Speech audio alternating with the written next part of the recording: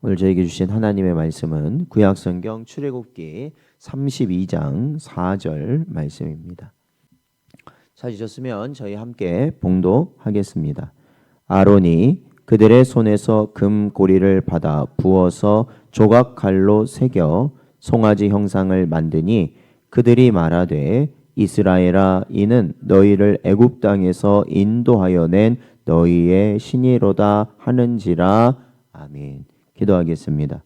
하나님 아버지, 지난밤도 하나님의 은혜 가운데 저희를 보살피시고 오늘도 저희들 이 하루의 시작을 주님의 말씀으로 또한 그 말씀을 붙들고 기도함으로 시작할 수 있는 은혜 주신 것 감사드립니다.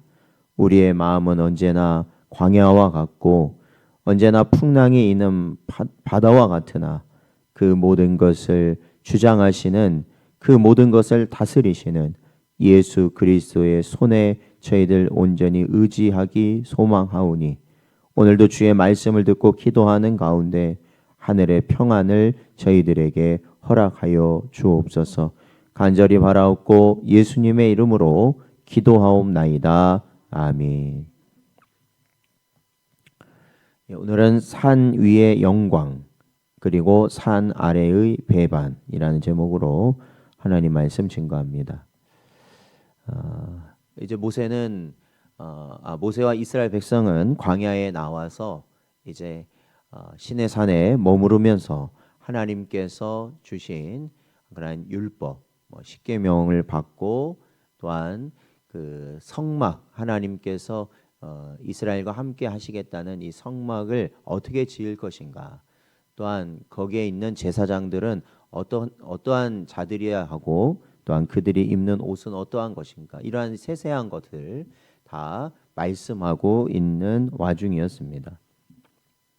그런데 이 모세가 이렇게 하나님의 계명을 받기 위하여 이 시내산에 올라가 있을 때 이게 한 40일이 된다고 성경은 말하고 있는데 산 아래 백성들은 조금씩 조급해지기 시작했습니다.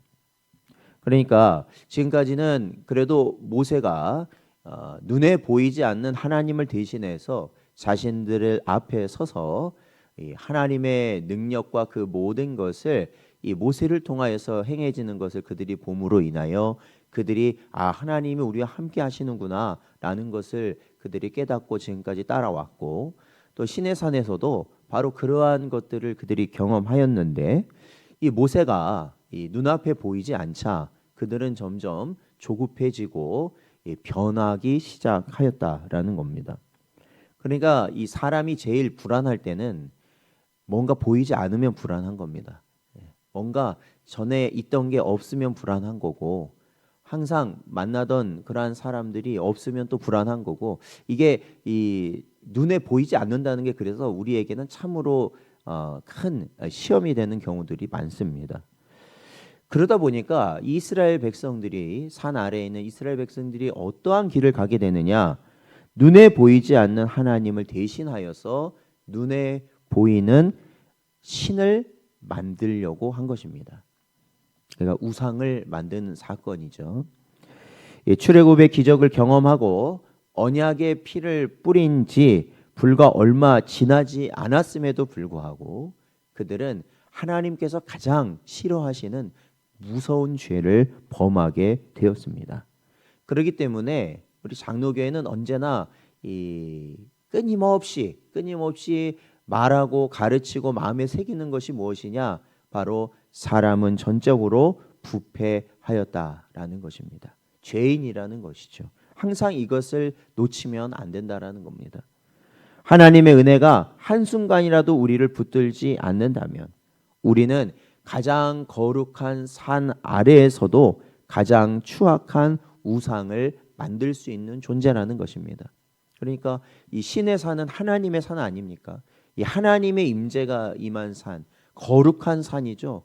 그것을 다 이스라엘 백성들이 목도하고 있음에도 불구하고 그 산 아래에서 그들은 우상을 만들었다라는 것입니다. 그래서 오히려 우리는 어디를 더 경계해야 되느냐? 세상을 경계할 게 아니라 사실은 우리는 교회 안에서 우리는 더 경계해야 된다라는 겁니다. 깨어 있어야 된다라는 겁니다. 왜냐하면 교회라는 곳에서 오히려 더 하나님을 배반할 수 있는 그러한 우상을 만들 수 있기 때문에 그렇습니다. 그리고 이 성도의 입장에서 보자면 언제나 그래요. 처음 믿는 자들보다는 어떠한 자들이었냐? 목사나 이러한 중직들이 항상 주의해야 한다라는 것입니다. 왜 그러냐면 우리가 신앙생활을 오래 하고 여러 것을 듣고 알고 하다 보면은 하나님의 뜻보다는 내가 만든 우상을 쫓아갈 확률이 높기 때문에 그렇습니다. 그 중에서 가장 높은 사람이 뭐냐? 목사입니다. 목사. 목사가 하나님을 대신하여 자기 자신을 우상으로 세울 그런 가능성이 가장 높은 자라는 거죠. 왜요? 그래도 가장 가까운 일을 한다고 하는 사람이 목사 아니겠습니까? 그래서 오늘 말씀을 통해서 저희 자신의 신앙의 모습을 다시 한번 말씀 앞에 바로 세우고 저희들이 우상이 아니라 하나님을 쫓아갈 수 있는 복된 여러분 되시기를 주의 이름으로 축원드립니다. 1절에서 6절 말씀을 보면 내용을 보니까 백성들은 다른 신을 섬기겠다고 말하지 않습니다. 그러니까 여기서 이제 특별히 우리가 보아야 되는 거는 하나님을 섬기지 않겠다 이렇게 말하지는 않습니다. 하나님을 섬기겠다 말을 해요. 그런데 하나님을 우상으로 만들겠다라는 것이죠. 그러니까 이 금송아지를 만들어 놓고요. 나중에 그들이 뭐라고 말을 하냐면 특히 아론이 그렇게 말을 하죠. 너희를 인도하여 낸 너희의 신, 즉 여호와 하나님이다라고 불렀습니다. 가장 무서운 우상은 하나님을 나의 욕망에 맞추어 변형시키는 것입니다. 그게 진짜 무서운 우상입니다. 우리가 여러 가지 신상과 눈에 보이는 우상을 섬기는 것, 그것도 하나님 앞에 너무나도 큰 죄를 범하는 것이지만 하나님을 믿는다고 하면서도 결국에는 하나님 말씀이 아니라 내 뜻을 이루는 자들의 모습, 그것은 결국 하나님을 빌어서 자기의 것을 이루려고 하는, 그러니까 이 우상을 섬기는 자의 모습인데 대부분, 안타깝지만 대부분 그러한 길을 가는 자들이 많다라는 겁니다. 교인들 중에는 그러한 길을 가려고 하는 자들이 많다라는 것입니다.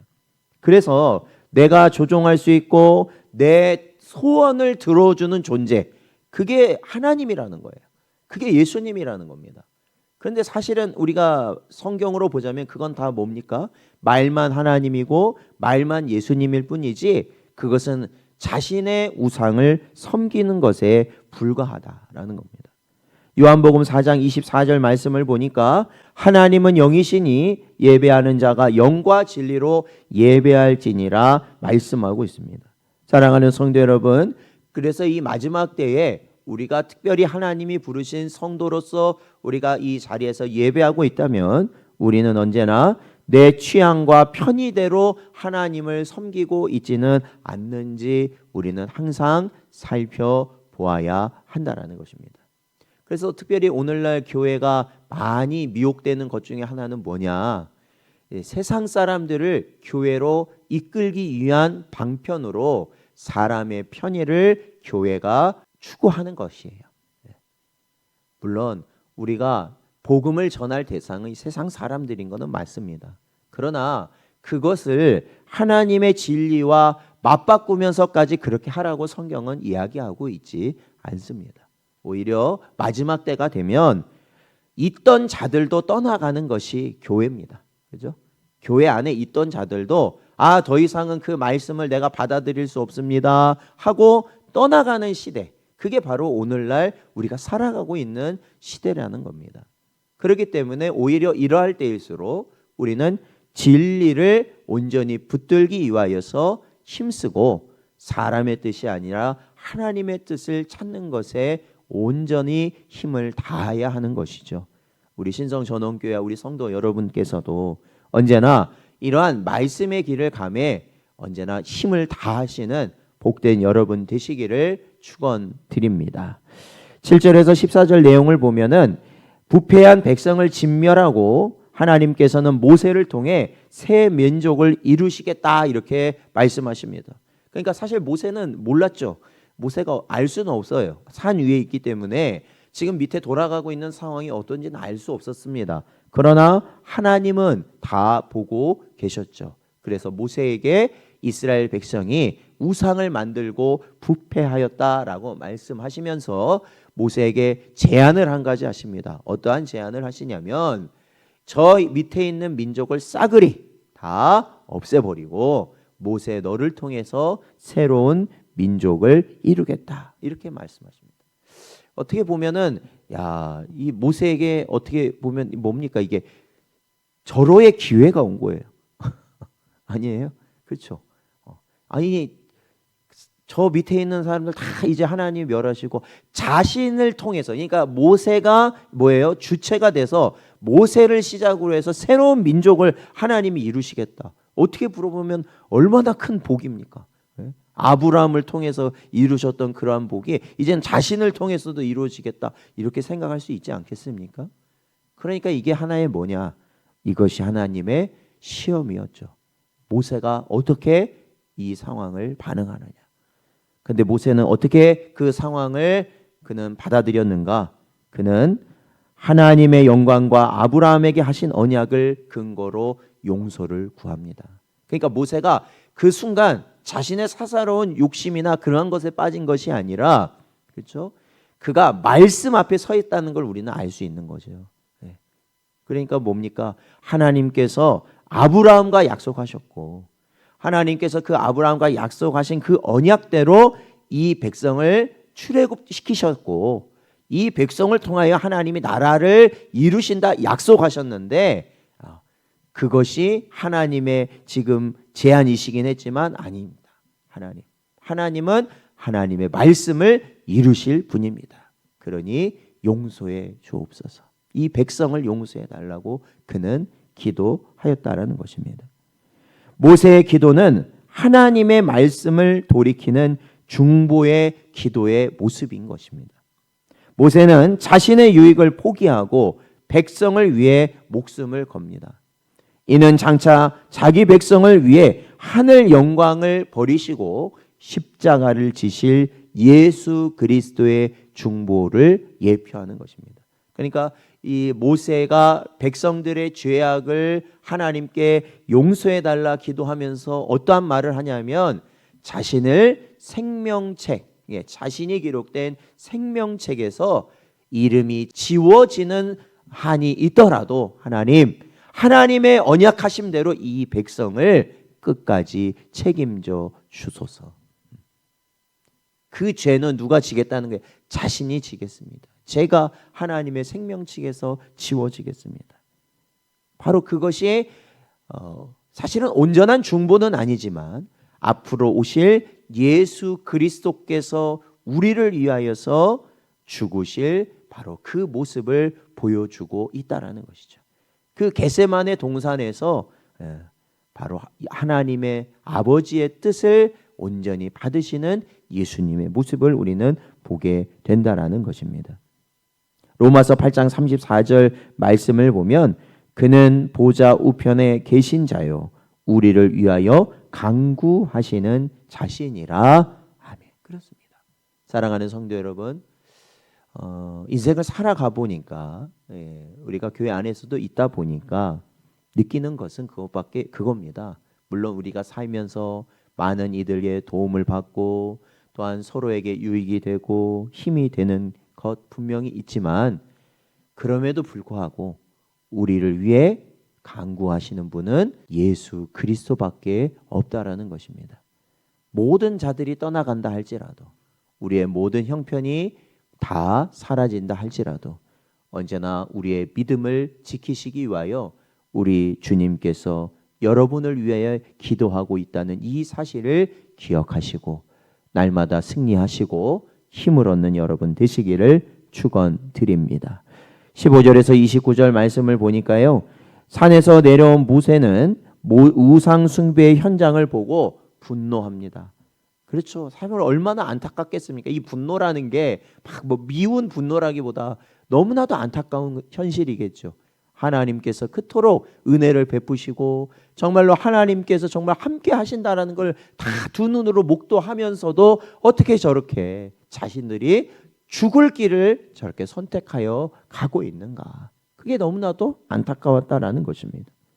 그래서 그는 그 현장에서 내려오면서 하나님이 자신에게 준 언약판, 두 돌판, 이 십계명을 새겨주신 이 돌판을 던져버려서 깨뜨려 버립니다.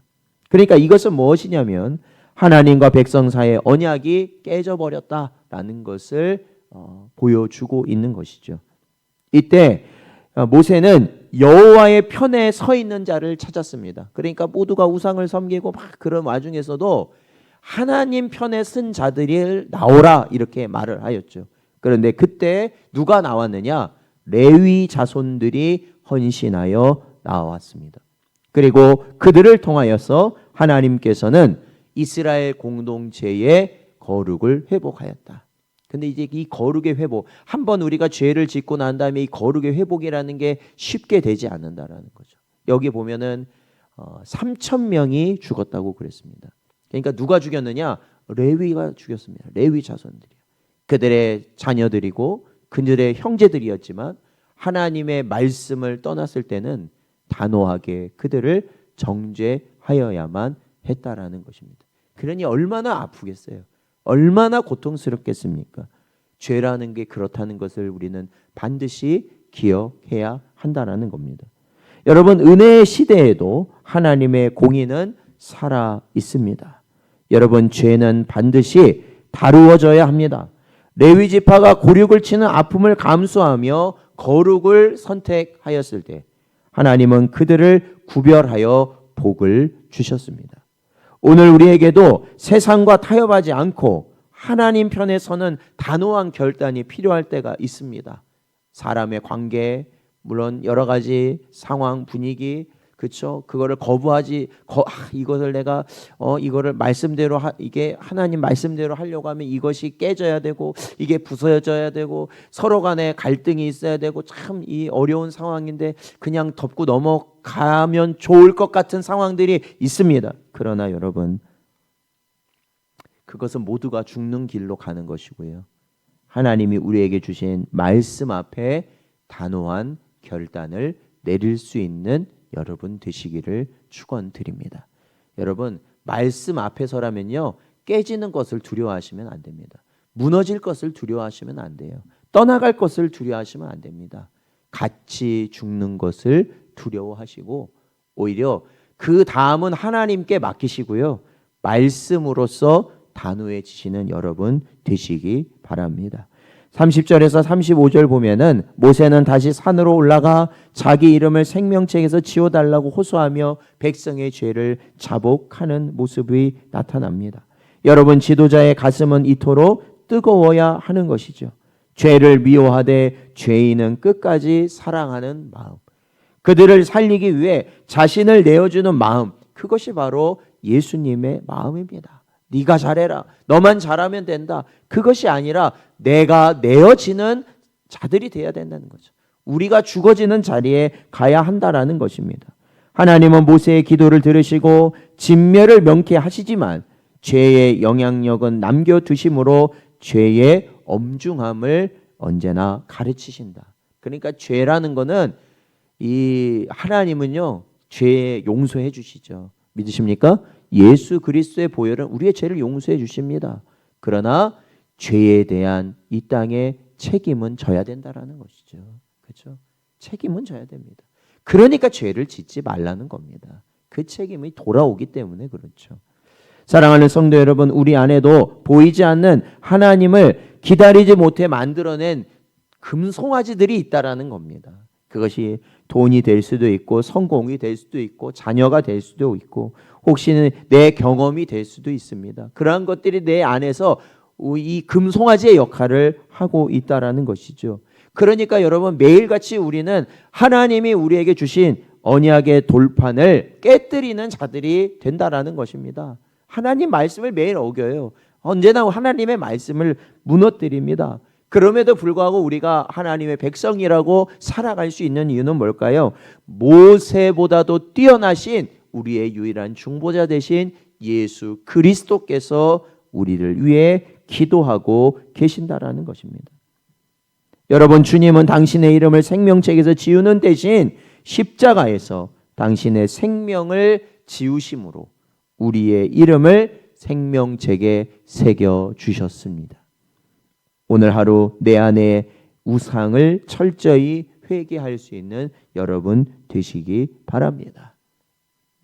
가장 먼저는 저와 목사가 회개해야 되는 부분입니다.